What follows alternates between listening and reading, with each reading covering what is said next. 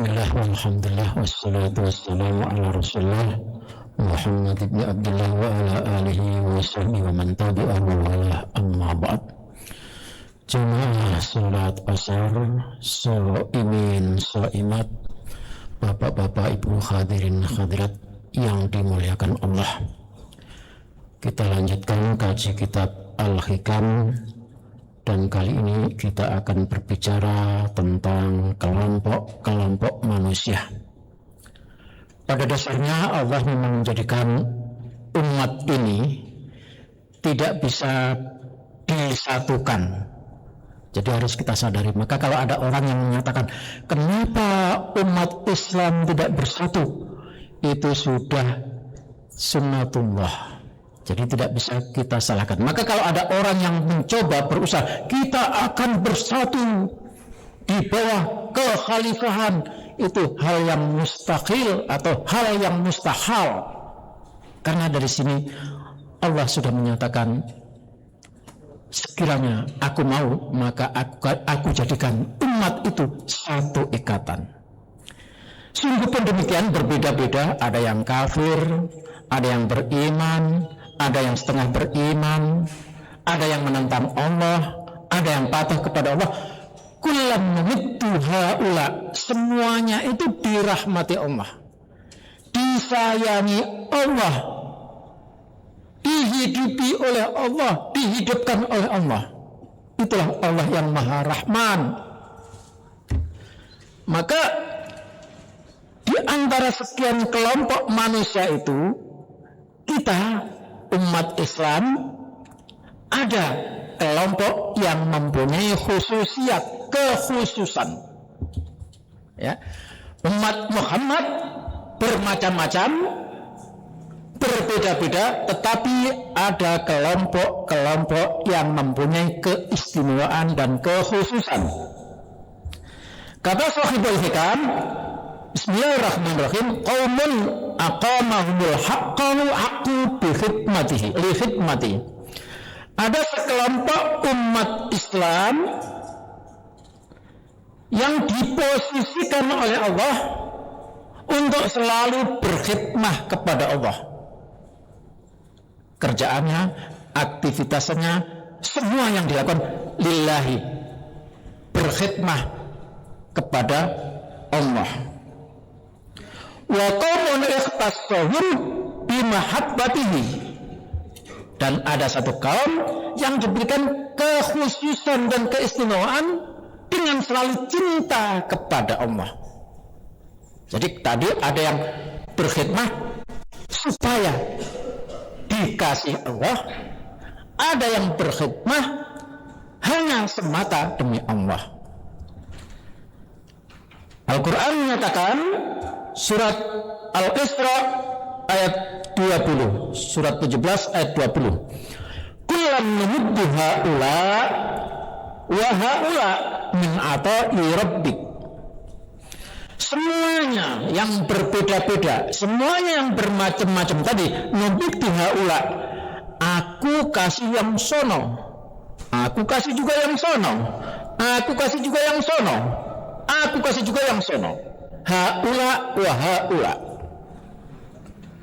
min ata'i rabbik, dari anugerah Tuhanmu. Wa makana ata'u rabbika mahdura, dan pemberian Tuhanmu itu tidak bisa dicegah, tidak bisa dilarang. Jemaah sekalian dirahmati Allah, hamba-hamba yang mempunyai kekhususan tadi ada dua kelompok. Kismun, satu kelompok, wajjahumil haqqu li khidmatihi wa aqamahum fiha, satu kelompok yang diposisikan oleh Allah untuk berkhidmah kepada Allah, dan dia berada berjuang di sana, khidmah, entah kepada siapa saja dia berkhidmah. Wahum anwa, yang model kayak gini juga macam-macam. Ada orang yang rajin ibadah, ada orang yang zuhud, cinta dunia, tetapi dunia tidak disimpan di dalam hatinya. dunia hanya disimpan dalam kantongnya. Itu kelompok pertama dari orang yang diberikan kekhususan untuk berkhidmah. Wa minhum man wajjaha al-haqqu li iqamati ad-din wa khaddi syara'il muslimin. Dari orang yang berkhidmah kepada Allah tadi ada yang ahli ibadah, ada yang ahli zuhud, dan ada orang yang didudukkan oleh Allah Subhanahu wa taala untuk menjaga agama dan menjaga syariat agama atau syariat Islam. Ustadz-ustadz yang menjelaskan soal syariat, memperjuangkan agama, jangan sampai dihinakan, jangan sampai dilecehkan, itu termasuk orang-orang yang berkhidmah kepada Allah. Itulah yang disebut al-ulama was-sulaha, yaitu para ulama dan orang-orang soleh. Wa minhum man aqama al-haqqa li nasrati ad-din fi a'la'i kalimatih wa humul mujahiduna fi sabilillah rabbil alamin. Di antara yang berkhidmah kepada Allah tadi adalah kelompok yang membela agama, yang menolong agama. Mereka itulah orang-orang yang berjihad di jalan Allah Subhanahu wa taala. Sekarang ini sedang ramai Bapak, Israel menyerang Iran dan Iran balik menyerang Israel, bahkan mengempur pangkalan-pangkalan yang ada di negara Arab. Umat Islam di Indonesia terpecah. Ada yang setuju senang dengan Iran, ada sebaliknya yang menyerang Iran secara ideologi, secara kata-kata. Kalau saya pribadi, Bapak dan saudara sekalian, yang dilakukan Iran, penyerangan terhadap Israel, adalah sebagai pembelaan kemanusiaan. Ingat Bapak, kemanusiaan. Sebab Israel tidak pernah berhenti membantai dan membunuh orang-orang yang ada di Palestina. Ini yang harus kita sadari. Jadi kita jangan bertengkar soal agama, bertengkar saja tentang kemanusiaan. Kalau kita tahu artinya sebuah kemanusiaan, maka siapapun orangnya, apapun agamanya harus bangkit membela. Saya gambarkan Bapak seorang muslim, waktunya Jumatan, khotib sudah naik ke mimbar, sementara Bapak masih di jalan. Ada orang yang ketabrak motor sekarat. Apakah Bapak tinggalkan orang yang sekarat itu demi untuk menjalankan sholat, atau Bapak menolong orang yang sekarat itu? Coba, apa jawabnya Pak? Menolong. Inilah kemanusiaan. Jadi kemanusiaan itu di sisi Allah Subhanahu wa taala luar biasa. Maka ketika kita paham bahwa perjuangan yang dilakukan oleh Iran itu adalah kemanusiaan, maka siapapun jangan lagi menyerang-nyerang soal Syiah, soal anti sahabatnya. Enggak.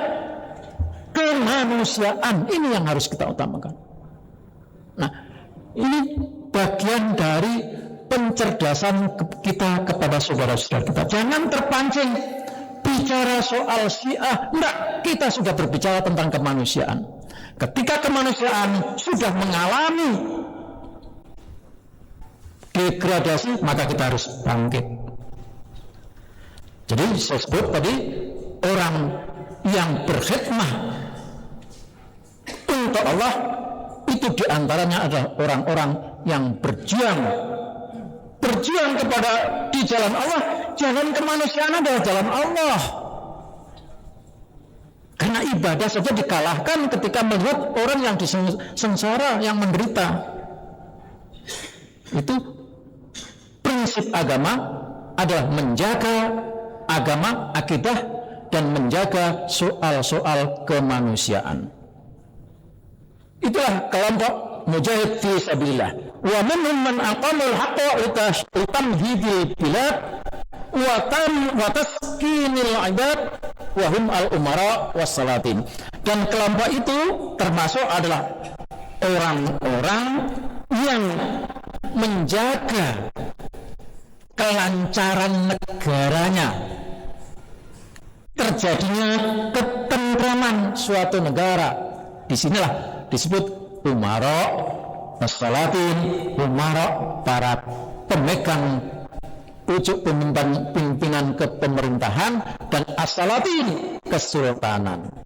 Nah, jadi kelompok pertama ini adalah orang yang berkhidmah kepada Allah Subhanahu wa taala, tapi lillahinya tetap masih mengharapkan pahala, mengharapkan upah. Orang-orang yang kerja di pemerintahan, bukankah mereka mendapatkan gaji, tapi jangan dikira yang dilakukan oleh mereka adalah bagian dari kelompok yang mengarahkan wajahnya ke hadapan Allah Subhanahu wa taala, lillahi taala. Kemudian yang kelompok kedua ini. Kelompok kedua, aqamul haqqu li mahabbatihi wa ikhtasahum bi ma'rifatihi.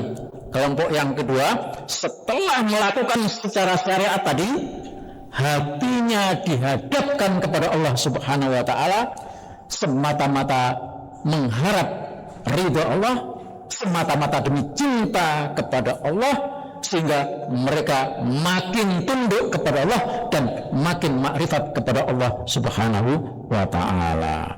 Jadi jamaah sekalian, itulah kelompok-kelompok kita. Kita bisa menjadi kelompok itu, yang penting hati kita. Ya. Oke, boleh kita menerima gaji, tapi tetap kita ikhlas bahwa kita berusaha, yang kita lakukan semata-mata karena cinta Allah Subhanahu wa taala, ingin mendapatkan ridhonya. Mohon maaf, dan mari kita tutup dengan doa. Bismillahirrahmanirrahim. Alhamdulillahirabbil alamin. Allahumma shalli ala Muhammad wa ala ali sayyidina Muhammad. Allahumma ij'alna minal ladzina yastami'una al-qawla fayattabi'una ahsana. Ya Allah, jadikanlah kami orang yang mendengarkan nasihat, mendengarkan firman Allah, mendengarkan ayat Allah, lalu mengikutinya apa yang dipahaminya. Rabbana la tuzigh qulubana ba'da idh hadaytana wa hab lana min ladunka rahmah innaka antal wahhab. Rabbana atina fid dunya hasanah wa fil akhirati hasanah wa qina adzabannar. Walhamdulillahirabbil alamin. Wassalamualaikum warahmatullahi wabarakatuh.